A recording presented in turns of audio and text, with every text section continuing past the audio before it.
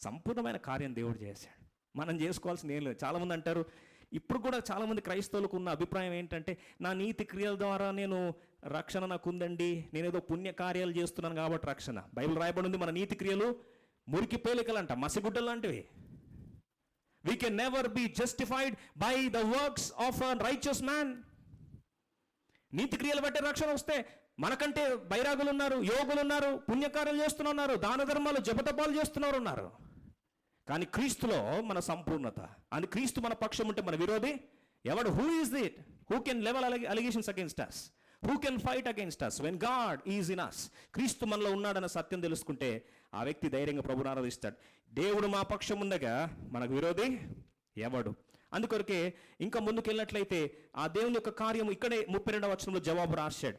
8:32 క్రీస్తు దేవుడు మన పక్షం ఉంటే విరోధి ఎవడు అని చెప్తూ జవాబు ఇస్తున్నాడు పౌలు భక్తుడు. తన సొంత కుమారుని అనుగ్రహించుటకు వెనుక తీయక మనందరి కొరకు ఆయన అప్పగించిన వాడు, ఆయనతో పాటు సమస్తమును మనకెందుకు అనుగ్రహింపడు? Ultimate gift ఇచ్చాడయ్యా. సొంత కొడుకునే ఇచ్చేశాడు నీ కొరకు. ఆయనతో పాటు సమస్తం మనకి ఇవ్వడా? ఎందుకు ఇవ్వడు? ఎంత గొప్ప ఆధిక్యత అండి. నిజంగా దేవుడు మన పక్షం ఉంటే విరోధి ఎవడని నిజంగా నువ్వు నమ్మగలిగితే, సొంత కుమారుని మనకి ఇచ్చేశాడు కదా. ఈ సొంత కుమారుని మనకి ఇచ్చేసిన దేవుణ్ణి మనం ఎంత ఆరాధించాలి. అయ్యా, నీవు నా కొరకు అర్పించుకున్నా, నేను ఎలా నీ రుణం తీర్చుకోవాలయ్యా? నీలో నా రక్షణ సంపూర్ణపరిచా, క్రీస్తులో సంపూర్ణ భాగ్యం నాకు ఇచ్చా. ఒక్కసారి బలి అర్పించడం ద్వారా సంపూర్ణ కార్యాన్ని చేసి క్రీస్తులో నన్ను స్థాపించా.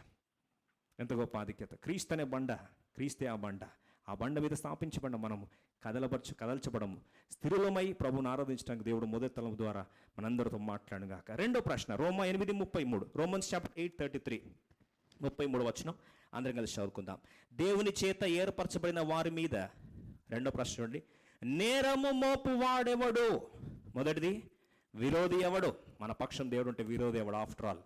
రెండవది, దేవుడు ఏర్పరచబడిన వారి మీద నేరము మోపువాడు ఎవడు? Who is he who can level charges against God's anointed, God's elected? దేవుడు మనల్ని ఏర్పరచుకున్నాడు.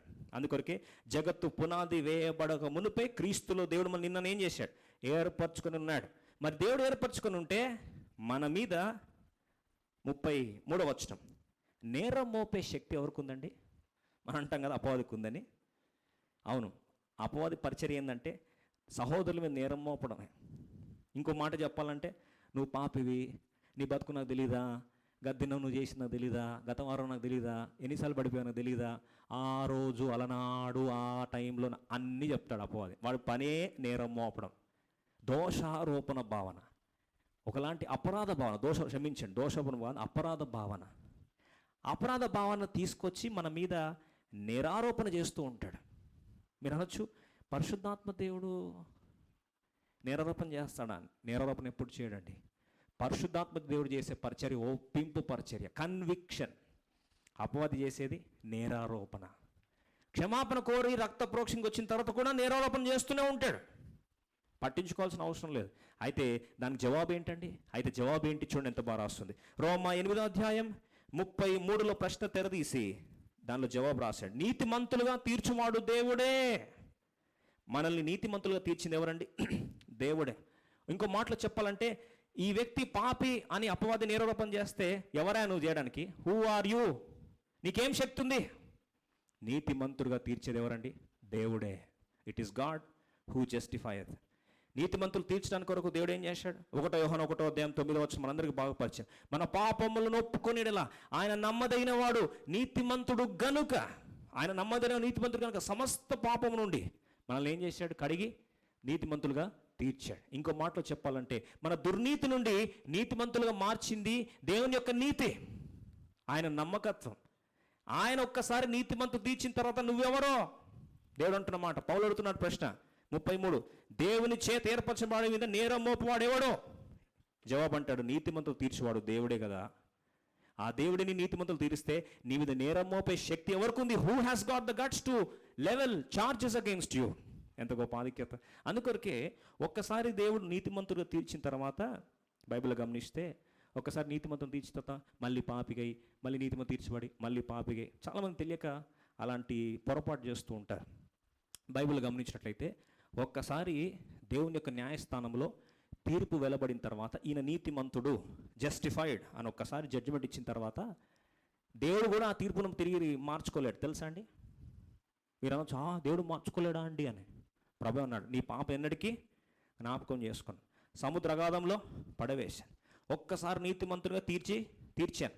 నీతిమంతుగా ఒక్కసారి తీర్చిన తర్వాత, ఒక్కసారి జడ్జిమెంట్ తీర్పు వెలువడిన తర్వాత చాలాసార్లు మనకున్న అపోహ ఏంటంటే, ఒక్కసారి జడ్జిమెంట్ వచ్చిన తర్వాత కూడా మళ్ళీ తర్వాత తీర్పు దేవుడు రెండోసారి, మూడోసారి, నాలుగోసారి ఇస్తాడని కాదండి. ఒక్కసారే కలవరిశిలలో ఆ తీర్పును దేవుడు మనకు బదులు భరించి నీతిమంతులుగా తీర్చేశాడు. That's all. ఒకసారి ఫర్ ఎగ్జాంపుల్ ఫైన్ కట్టేసి ఒక్కసారి దేవుడు తీర్పు తీర్చేసిన తర్వాత ఎగ్జాంపుల్ ఆలోచిద్దాం. ఒక సిగ్నల్ జంప్ చేసామనుకోండి, మనకు రిసిప్ట్ ఇచ్చారు, మనం వెంటనే ఈ సేవలో కట్టేశారు. కట్టిన తర్వాత కూడా రెండో రోజు, మూడో రోజు తర్వాత పోలీస్ ఆఫీసర్ వచ్చి మళ్ళీ ఒకసారి కట్టంటే ఏమంటామండి? ఆల్రెడీ కట్టేశాము. ప్రూఫ్ ఏంది అంటే రిసిప్ట్ చూపిస్తాం కదా. ఒక్కసారి దేవుడు నీతిమంతుడు తీర్చిన తర్వాత అదే తీర్పును మాటి మాటికి దేవుడు మార్చుకొని ఇంకొక తీర్పు ఇవ్వడానికి డబుల్ జియోపార్డీ అనేది లేదండి. ఒకటే తీర్పు 4 సార్లు ఇవ్వడు దేవుడు. ఒక్కసారి కలవరిసలో వన్స్ ఫర్ ఆల్ చేసేసాడు. హెబ్రీ 10:14 స్పష్టంగా రాస్తుంది, ఒక్కసారే దేవుడు తీర్పు తీర్చేశాడు, ఇంక అయిపోయింది. Judgement is once done and dusted forever. ఒక్కర్పణ చేత ఈయన పరిశుద్ధపరచబడి వారిని సదాకాలం సంపూర్ణ చేసి ఉన్నారు. చాలామందికి తెలియక మాటి మాటికి పడిపోయాను ప్రభా, మళ్ళీ నన్ను క్షమించు ప్రభా, మళ్ళీ బాగు చేయి ప్రభా. అది దేని కొరకు చేయాలి? మనలో ఉన్న దోషారోపణ భావన పోవడానికి. అంతేగాని తీర్పులో ఒక్కసారి దేవుడు మనల్ని నీతిమంతులు తీర్చిన తర్వాత ఎవరు కూడా 33 రాస్తుంది, నేరము మోపువాడు తీర్పు తీర్చువాడు దేవుడే, నేరం మోపువాడు ఎవడు రెండో